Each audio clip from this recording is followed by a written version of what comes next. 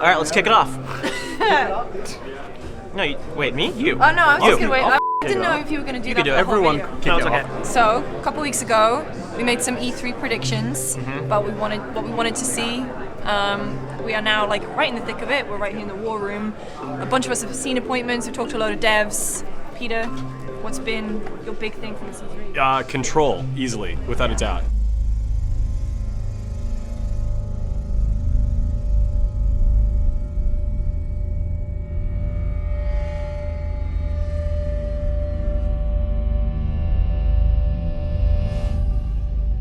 The oldest house is a shifting place. I've played a lot of Remedy games over the years. I've liked them all for different reasons. This one seems to combine the things that I loved, like in Alan Wake, and the combat from Quantum Break, which is really good and probably the only thing in that game I really liked. Basically, Remedy is chasing the things that they want to make, regardless of if it makes sense to a mainstream audience. They're basically like, we're just trusting that the people who really care about new and exciting things are going to get into this the way we are. And that shows, and I wish people could have seen what I saw behind closed doors. Yeah, so you came back and you're sitting next to me, and you just kind of were a bit breathless and just talked about it and just. You were using your body a lot to explain things, which I was super into. I was like, this is good. I think, so many of the things that excited a lot of people here, and me to a degree, were sequels or games we'd already known about. This was such an unknown quantity, and the trailer that we saw at Sony's presentation was good, but I had no idea what I was getting myself in for. And talking to Sam after the fact completely just convinced me that they know what they're doing, even though it's really hard to understand and explain. I mean, it's a third-person action game, sure, but it's also a lot more than that. It's like if David Lynch was in the producer's chair, telling them how to design the world and how to keep things from the players so that they were always guessing and never really sure about what it was. And part of their desire is that they want people to be online positing theories and discussing, like, what is this about? What's the cause? How did it happen? And I asked, like, at the end of the game, will players automatically get it? And he was like, they should, but they might not. Wow. And that's really intriguing to me. Yeah, I mean, like Quantum Break was a game that kind of felt like Remedy restrained.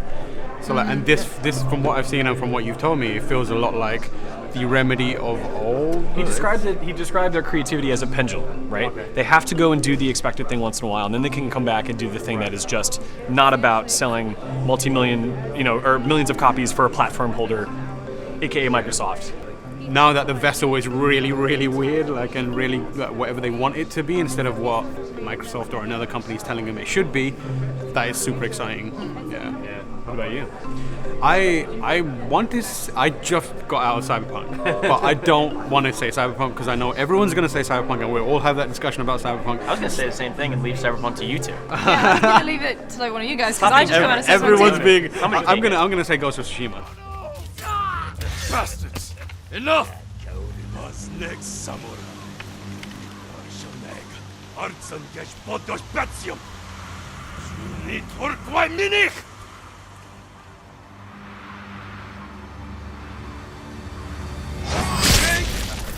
Samurai.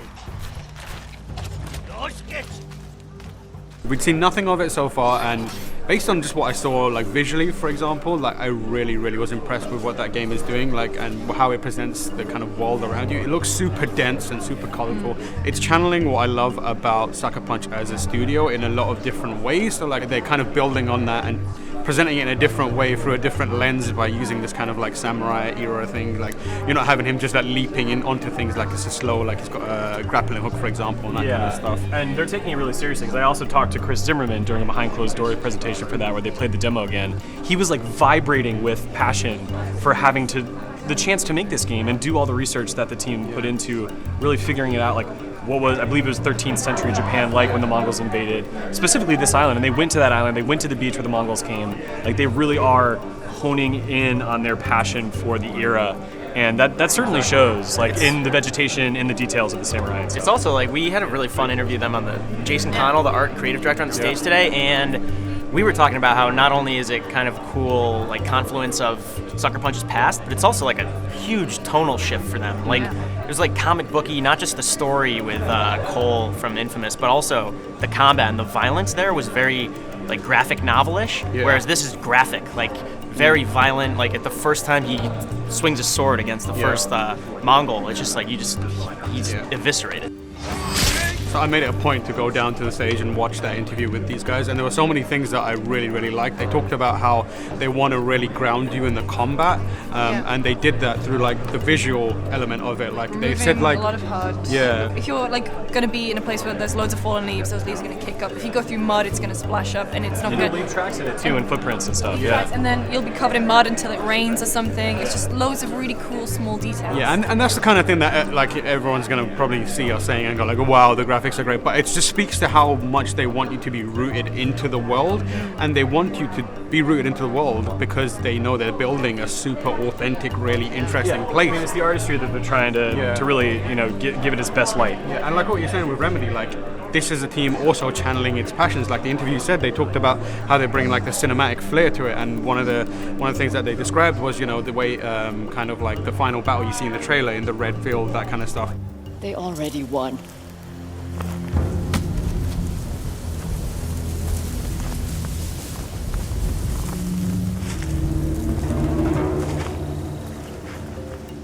The way it presents that, it's like, okay, these guys are doing cinematic flair as well. That Kurosawa is a huge reference. Yeah, exactly. And But Jin even Samurai looks like stuff. Mifune a little bit. the other thing that I really enjoyed that they were talking about there is like they decided to make it so you can't understand what the Mongols are saying. Like they have no subtitles right now. Right. And that's something he admitted, like we're not sure how we're gonna, end up that.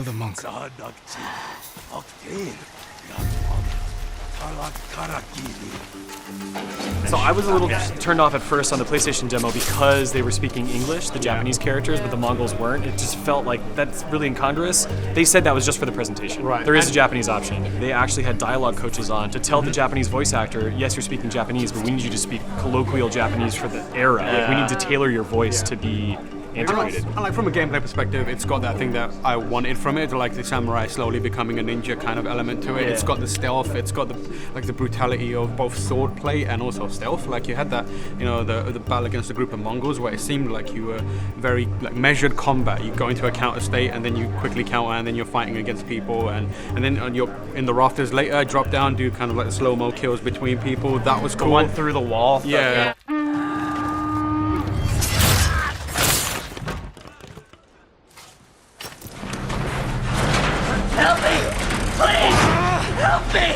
Give me your hand. I got you. Give me your other hand.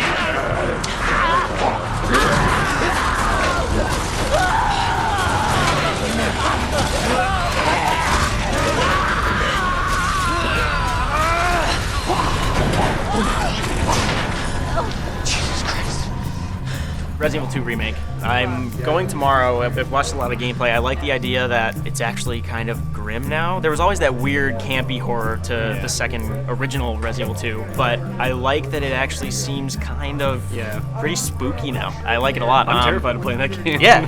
honestly. We watched the demo, and there's someone just getting torn in half, and he actually was like shrieking, like, please help me. I was like, ugh. But then also, Claire, as opposed to people who played the first game will know that there was an A-B scenario with Leon and Claire. Now Claire just has her own campaign, which is awesome. And it's also, some people are explaining the combat to me, describing it as Resident Evil 4 if you could move while shooting. Yeah. So when people said you could move while shooting, I wasn't immediately concerned. I was just thinking, I hope it's better than Resident Evil 6's combat, which I don't want to kick it while it's down, but it just did not feel responsive. Whereas Resident Evil 4 was so great about shooting someone in the leg, they would not get knocked down. But this seems like it's that. Plus they're adding this, you can kind of take a snapshot all of a sudden if like a licker is jumping at you, but if you want to aim, you have to like hold it still for a few more seconds. Like someone from Giant Bomb was just saying that he was actually waiting like 5 seconds to line up a shot correctly. When someone walked It around the reminds me corner. of, we were talking about this earlier, it reminds me of the shotgun blind fire from Gears of War, where it does, it's just an instant, and it feeds into the survival horror in a really interesting way. Like, obviously they haven't told me about it, but I was thinking about it. Like, the thing that happens is when a zombie gets to jump on you, in most Resident Evil games, the only thing you can do is either go, or like hit the forward and run button. In this, if you like panic and automatically shoot, you're kind of making a decision there. Like you're taking a risk with like, if you don't keep control, you may have just wasted a bullet.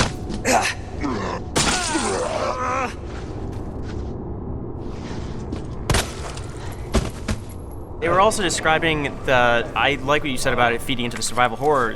I think it really does feed into the horror because the devs were saying the time it takes to aim, the elongated like 4 to 5 second aiming time, it's going to make that bullet all the much more, like, you're going to anticipate it all the much more grimly. It's going to be, oh shit, I really hope this hits this zombie or else I'm just like screwed. I love that. Yeah, I'm so excited. And like, I hope it does well because it means that maybe we'll get Resident Evil 3 treatment doing the same thing. I love Resident Evil 3. It's my favorite one of the PlayStation era, PlayStation 1 era. It'd be very interesting to see them try to revive that game and make it feel. Yeah, I mean, like, like, how can you not love the Nemesis? Just when we had a really good talk about Resident Evil, you have to ruin the authenticity by saying that 3 is your favorite. I think Nemesis is one of the best things in Resident Evil. He's just a contrarian. Yeah, he's cool, but okay, cool. Exactly. Lucy, what's your favorite of the show? Am I going to? I'm take gonna it. Do it. Cyberpunk, man. Really? Gasp. In 2077, they voted my city the worst place to live in America. Main issues, sky-high rate of violence, and more people living below the poverty line than anywhere else. So I just came out of the demo just 10 minutes before we started to shoot this, and Peter, you asked me how it was, and Oscar was like asking for details, and I saw 50 minutes, and when we had them on the stage yesterday, I had no idea what we were going to talk about because they didn't show us any gameplay at the Microsoft press conference or anything. They just kind of showed that trailer. And then Kyle Rowley was like, oh, I can talk about gameplay. And he just went, like, before we even started shooting, he said, oh, it's first person. Everyone just kind of went, what? So I got to see that in action, and it's kind of overwhelming, but in a really, really good way. Yeah. So the thing that it does is, like, it doesn't talk down to you when it introduces you into the world. Like, you create your character, you give yourself a backstory, and then you're kind of in, and obviously they must have skipped a few bits, but they give you just, like, Enough context that you kind of understand, like, what a Ripper Doc is, who's gonna augment you. But it's not like a video gamey, I'm gonna upgrade my stats this way. It just feels way more than that. It feels like a way more involved process because you have the doctor there actually walking you through, like, talking you through what he's doing. It's like the tablet in front of your face for her to swipe through. Yeah, I think You have to look, and you have to, like, actually put your arm down to get the upgrade on your hand, and you kind of have that whole process, and it's not just like that, you know, they've thought about the little details, but then you go into, it's basically like the peach trees from Dread, right? It's like this whole big apartment complex, but it's its own mini, like a mini. They call it city. like a mini. No, they literally call them a mega building. It's like this fully realized world that you just happen to be a badass in and doing all these quests, as opposed to created for you to do these quests. Yeah, and like it does that thing, like the quest. You are a badass in there, but it's not like you're the badass. Sure. You're not the hero. That's the thing, like at the very beginning, despite the fact that you go around and you're basically a mercenary and you're doing all these jobs and you think you'd be the badass, and then there's this other mercenary who gives you a job and you're like, oh my god, he's noticed me and like he's giving me work to do and now I'm finally gonna make it. So when we were talking and they were saying like, oh, it's a role-playing game first and combat second, so I was kind of interested to see how that would balance, but then they showed a couple of combat scenarios and it's like, man, like the slow-mo stuff you have, at one point they were shooting a gun and you could ricochet bullets off and get people I love the reticle for that, by the way. It's like, effectively, remember SteamWorld Dig, I think it is, or SteamWorld Heist, where you can bounce that? It's just that in a 3D world, like a so it's a red, like, set line of arrows, and as long as it's red, you're gonna miss, but then once it will hit someone, it'll show it as blue, and then you just start shooting. And they've got, like, powers and stuff like that, and, like, a dodge, like a small, like distance dodge that, like, let you go back and forth and stuff like that. You've got a double jump, you also have these cool, are they called mantis blades? Mantis plate, I think they called it. So like, You're not lying. This showed a lot during this demo. It was a lot, your arm kind of comes out and there's like two blades on it, and you can double jump onto the wall and like stick your arm in and hang down. It's And what the statue that they're giving out. It's the girl from the very first teaser. So like you can parkour along walls and then decide I'm gonna stick like my blades into the wall here and just kind of like hack people from a distance. Well, speaking of hacking, I also to go back to what you said about like you're not the badass. You can hack people; they can hack you as well. Yeah. So there's one part where an enemy hacks into your brain and it's a lie detector test. And in the dialogue options, if you do choose to lie, he'll know. Yeah. So like you'll say like, calls you did you out. come alone? And you'll say like, yeah, I came alone, but you know because you came there with your friend Jackie. He'll be like, no, he's lying, and then his handler or whatever will say like, send out this drone, and I forgot the drone was sent out until the end of the 50-minute demo, like 20 minutes later when the drone came back. The thing about it, the world is so dense, and like the mechanics are dense, and every part of it feels like it's really stuffed. Like I'm interested in seeing whether they can replicate that across all the regions that they have. Did they say they've got like 6 different world areas? 6 different areas, but it's not just like the sprawl of the city, everything's vertical, so it's like that's the thing that I don't really think we've really experienced in video games. It's like you go into a building, you assume there will be the ground floor level, there'll be like the first or second floor maybe, and usually the way things work is like the boss will be at the top, so you just work your way through the levels and then you're there. Right. This, it just seems like there is so much more going on every level, and like to call back to the Judge Dredd thing, it just feels like it's entire cities within one building, and it's the best thing I've seen. And in no E3. loading screens. They No said. loading screens. Like, and they said it. awesome. And they said it as they were going from like the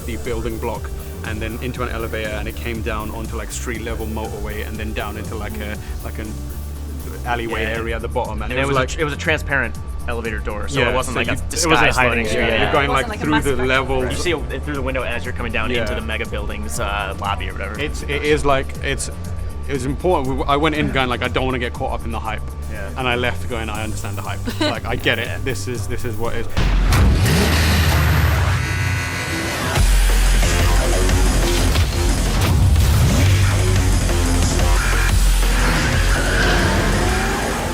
So pretty great E3 Yeah. so far for everyone. Thanks for stealing Cyberpunk. Thanks for stealing Ghost of Tsushima. You're very welcome, Mike. Thanks for Play stealing Control. Come on. Control free. I want to. We've got work to do. All right, bye. I don't really have anything to do.